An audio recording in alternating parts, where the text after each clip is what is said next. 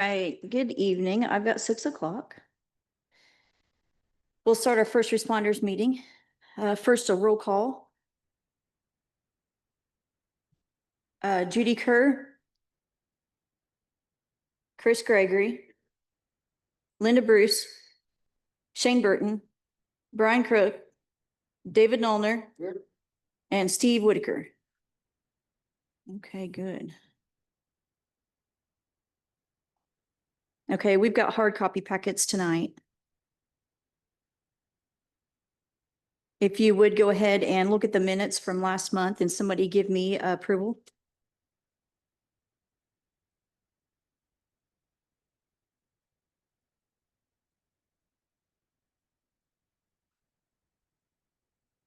Make a motion. Okay, do we have a second?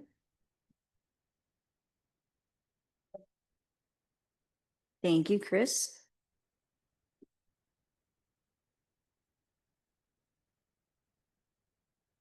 Okay. And in front of you, we've got a pretty short agenda this evening. Yes.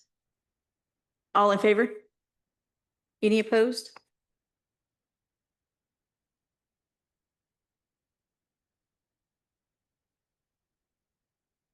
Okay, let's look at our agenda. Anybody have anything that they want to add?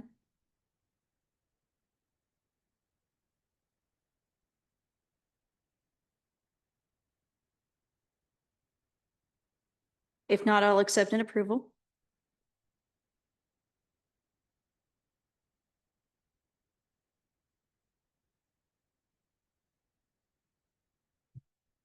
Okay, do we have a second?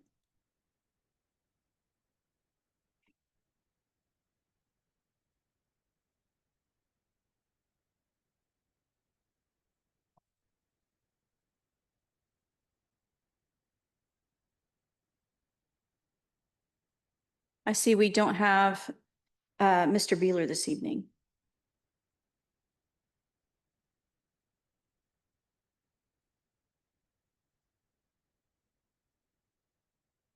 Okay, do I have a second for the agenda? Okay, Ms. Bruce gave a second for the agenda. All in favor? All right, let's get started.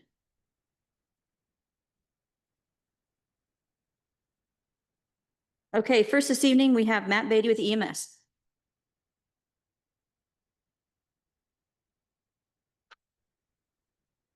Can you hear me? All right. Personnel staffing, we're still full staffed, maintaining our staffing so far. So everything's been fine with staffing. On our vehicle fleet side, we have had a couple large maintenance that we've had to do on a couple ambulances, but they're all back in service now. So it's just taking a little time to get them back, mostly on parts, waiting on parts to come in, but everything's back in service now. Training activities, we've had several in-house trainings here recently with St. Thomas Ascension partnering with the hospital here. We get priority training from them. So we've held several here in the last few weeks. No budget concerns at this time, and we don't have any pending grants either. Any questions over the calls or anything, be happy to field those.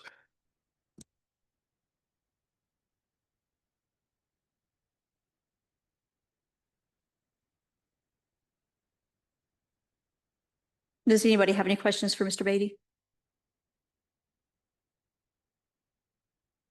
Did you want to introduce? Sure. So we have a guest here tonight. He's our Homeland Security Officer, Special Agent Lane Harden. He just wanted to kind of introduce himself and let everybody know he's here serving, doing his part to keep everybody safe in Trousdale County.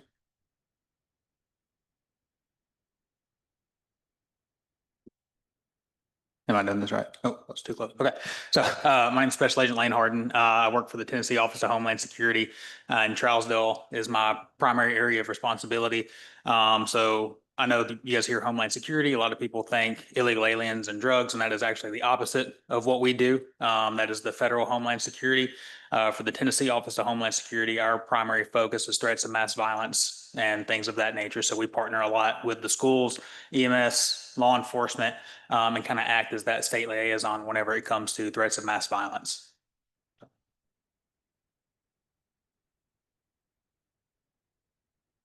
Thank you. Nice to meet you. Okay, so we're not going to discuss fire this evening. Had one question for Matt. Oh, yes.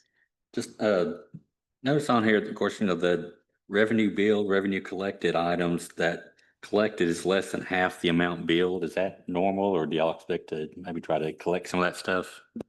That reflects our contractual write-offs and bad debt. Also, I will include, some of these billings take place later in the month. And so it takes about 4 to 6 weeks turnaround time on payments, a lot of times with private insurance. So sometimes like next month may be considerably larger than what we recoup this month.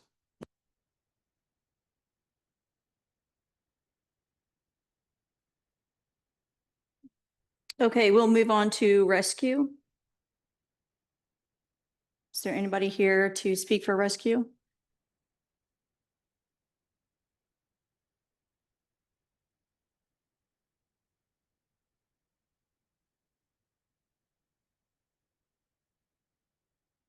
Good evening. Pretty much what you got here is our numbers that is updated for all the calls for this calendar year. As you can see on the chart, it's been a little increase on the MVAs. Got a couple storms assist with EMS and also with public assist with the sheriff's department. We've graduated, a couple of us from the Swiftwater 2, so we're done with that. We got 2 more that needs to go through next year. We'll get closer, was it Matt, like 8 people now? So we'll have close to 8 people as a Swiftwater team for here. We have the grant money. We got a reply this morning to approve to buy a new Ram and 2 new jacks. So we're gonna be getting requests from certain vendors and we'll make a choice on that, and that'll complete that part of the $52,100 on that grant. We still have the $10,000 for the Enbridge grant that we're gonna do some upgrades to our radios, just like fire did. And we'll get with Mr. Beatty on what to do with the rest of it. That's more prone to help out the rest of us as far as gear and stuff. We have most of our turnout gear. We have some of them that kind of got misplaced during shipment.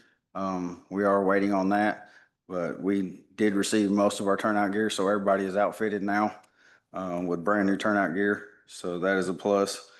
Other than that, we are a full members. We did get from the TARS word that we are full membership because it saved us on our Swiftwater class. So we'll be getting paperwork from them to complete and pay the dues on it.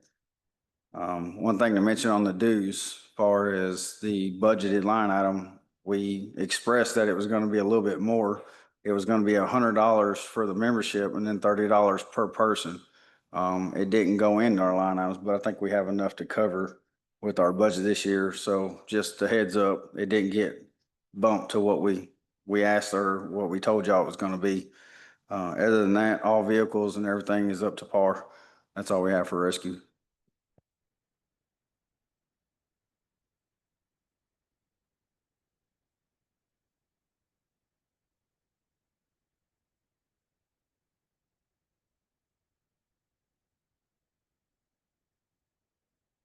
Okay, remind me again, what does TARS stand for?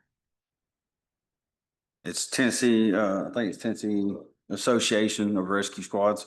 Pretty much it's just state level training, certifications.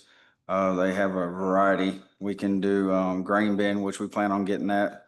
Right now, we're trying to just complete the Swiftwater and get that all knocked out because we did receive a lot of brand new Swiftwater gear. So our Swiftwater trailer is fully stocked with updated equipment, new PFDs, which helped out tremendously in our last training class compared to our old PFDs.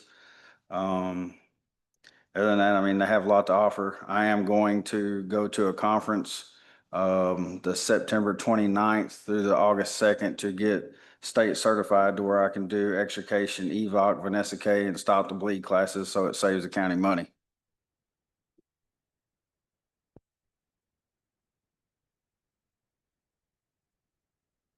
And how are your building repairs coming along? We've been working with Cliff.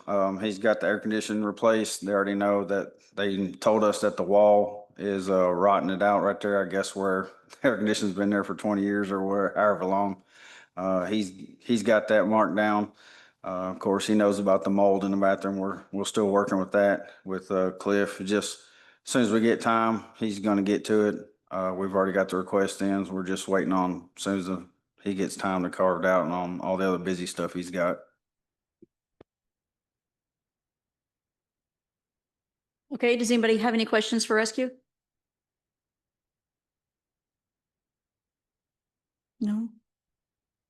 Okay, we'll move on to law enforcement.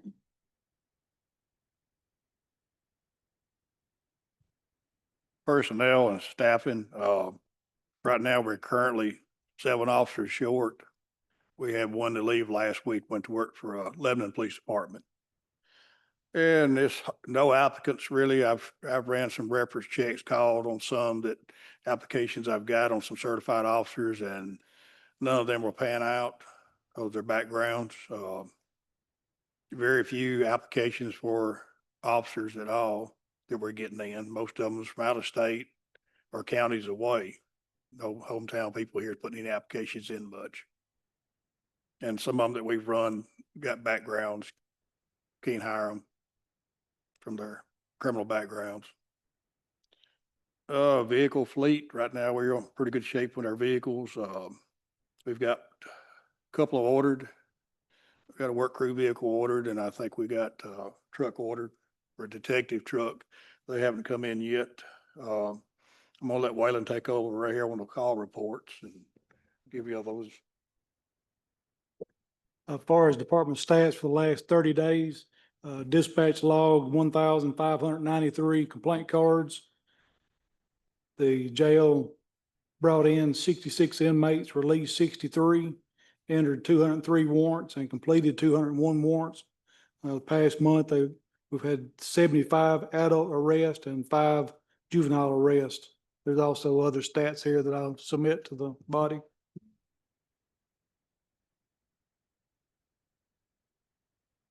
Training activities, we've had taser training coming in and Axon yeah, body camera. Exxon, I can't see my glasses. Exxon body cameras we've got come in. I probably can't see that. I'll let Waylon tell you about the training that we've done on. Everybody has to go through taser training, take a shot out of the taser. Yes, our old X2 tasers have been discontinued. A cartridge is no longer available. The battery is no longer available, so we upgraded to the latest model, Taser 10. All the patrol has went through the certification course, and they're able to carry those devices now. Also, County Commission authorized the purchase of new body cameras, so we've gotten those in. We're getting ready to get those on online and get them in inventory and get those issued out. Be 25 of those that we've got on standby, and we'll put them out to the officers. Just for general information, make the body aware. We have the Eagle Eye surveillance camera system at the courthouse, at the jail, sheriff's office. We also installed cameras at both radio tower sites, and we plan on installing one up on the tower 180 feet up to look to the southwest to watch for weather coming in. And I hope to be able to post that to the public to be able to let them dial in and be able to see that camera view from that position. Still working on getting the climbers to get up there and they're waiting on a clamp now to clamp the camera to the tower instead of drilling a hole in it. So we're just about finished that project. Also, one officer went through the drone training class and completed that class. And we now have the FFA pilot license that we need to operate a drone in law enforcement situations. We've got the training and we've got the drone ordered, and that money, the majority of that will be funded from the sex offender fund. Every sex offender that registers throughout the year pays a certain amount to the county, and it goes into a fund. There was some $9,000 in that fund. I requested $8,000 out of it and $1,500 out of the regular equipment line item to be able to purchase the drone, so it's on its way. Also, County Commission authorized the purchase of 6 new flock safety cameras. They've been ordered, and that's in the process of being permitted with TDOT to get that going. And the only other item I've got to mention, we're still in need of a radio system upgrade. Our radio system out on the west side of the county is still falling short. The portable radio just really don't do it out there. We'll need the tower site that's proposed for Gravel Hill to help address that concern. And that should be about it. Yeah, we were told it's supposed to go out for bids here shortly. A year later.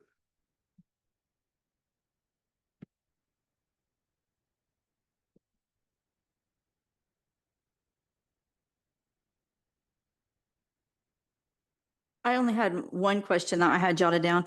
A little while back, there was the TCRS study that was done. Did you guys get that? The what? PCRS. Oh, retirement system. yeah, the retirement system.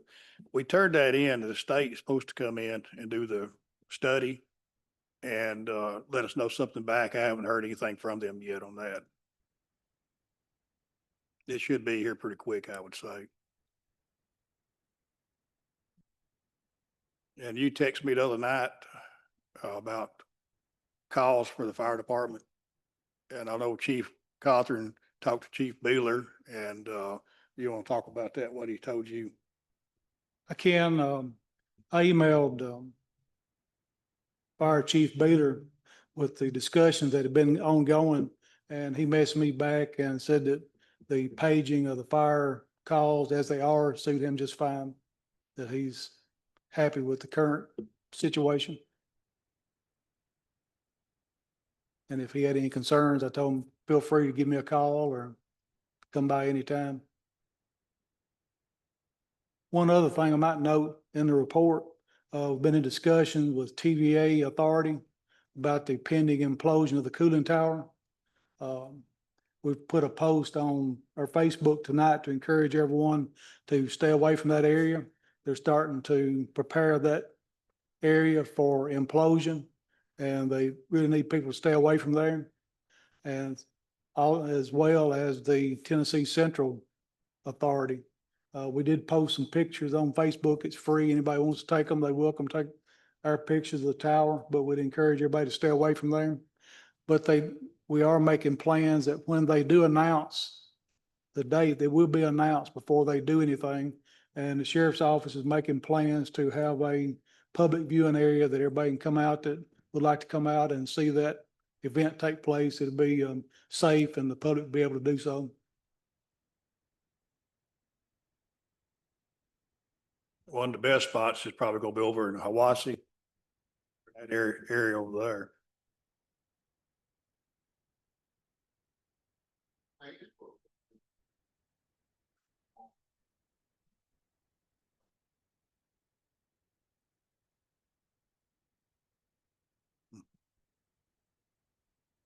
Yeah, there's plans to record it and video it.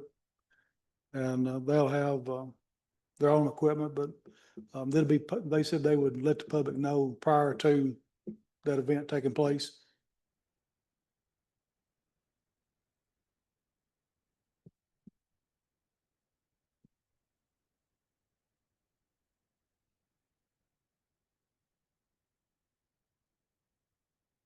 One other item I might mention, since that did come up in discussion about the paging of fire equipment. Now, as you well know, the sheriff's office, since the beginning of Metro government, has handled the dispatch duties and the 911 PSAP duties for the county. And the other departments, how they don't have manpower, don't provide any funding. The way I look at that is they're our customer and we provide them a service. So as EMS director can attest, if they want their units paged a certain way or meet certain criteria on their paging, I take no position in that. I page their departments as they choose to have them paged.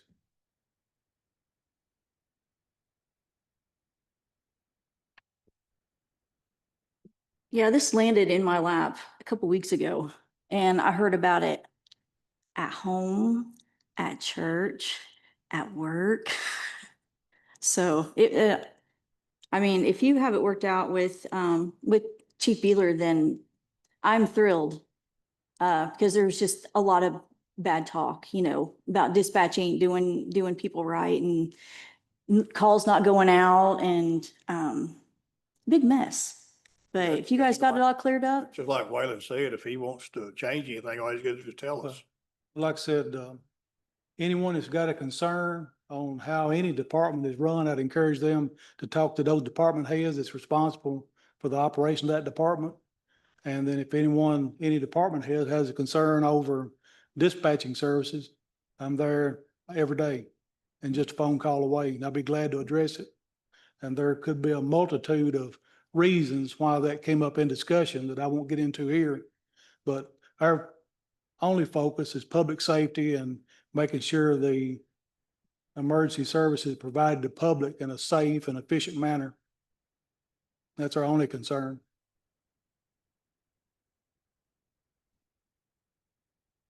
I agree. I don't have anything to do with any part of that, but I guess I need to know about it. But it sounds great to me. One other thing we've been doing a lot here lately is doing a lot of transport out of state. We've been to Ohio, got to go back to Ohio. We've been in Kentucky several times, been to Atlanta. We're doing a lot of running around, a lot of it's prison cases. We got court coming up this next month. I think we're gonna have about 60 coming in.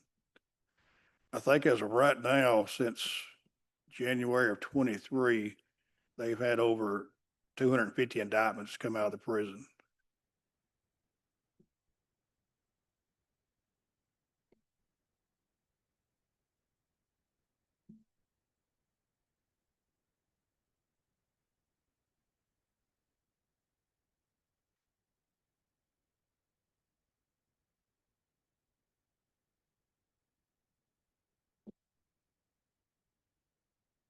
Anybody else have any questions for the law office? I'm sorry, enforcement, you're not law offices, you're enforcement. Okay, the last thing is discussion items. We have county hazard mitigation plan. Yeah, so we finally got it approved by FEMA. So we started this process probably in June of last year, I think it was. And it's two open meetings to the public, and then we have one final stakeholder meeting with the team of planner, and we hammer together this plan that has to be renewed every 5 years. And this was just our year to renew. So it's basically, we will evaluate the hazards or potential hazards of the county and kind of identify what we feel is a significant hazard and work our way down to the least significant hazard. Our primary hazard for Trousdale County is weather events and things along those lines, tornadoes, flooding, things like that. And then you got extreme heat and then winter events and man-made events, which are few and far between here because we don't have a large outside of the glue factory. I can't remember, Christie's factory out at by the prison. It probably has the largest, containment of hazardous materials, and it's likely in a secluded area. So we don't have a tremendous amount of outside of weather events that we plan on. And what this does, it just allows us to apply for federal monies to help mitigate these issues that we found in the county, which is not a lot to do for some of those, like flooding. We are working on having a flood plan done for, it's out by Rocky Creek Loop. So there's a couple areas out there that have had some flooding. We think it's probably due to the increased housing on Bass Road, where the water runoff is just now being forced into the creek more so than it had in the past. So we have some areas out there that are flooding, and that runs down to Rankin Road and along Brummett Road. So we're going to see if we can get a flood plan done for that area and see if there's any mitigation we can do to help decrease the flooding in that area. The only thing is, the standard plan takes about 2 years to get funding for. So you have to wait till you have a declared emergency in the state, and then you apply for what's left over if all the monies aren't spent. So you're not guaranteed if there is a disaster declared to get any monies, but sometimes if there's monies left over, then we can be eligible to receive those.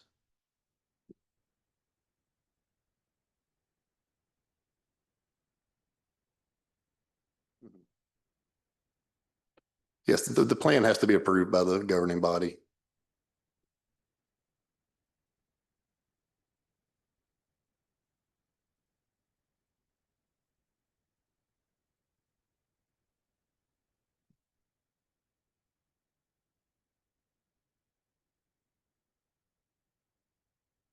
Okay, do we have any other discussion this evening?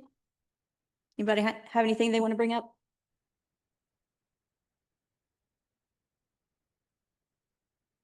Do we have any public comments?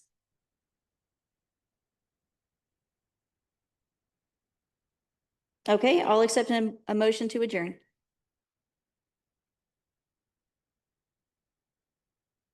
Okay, so our meeting will be same time, same place next month.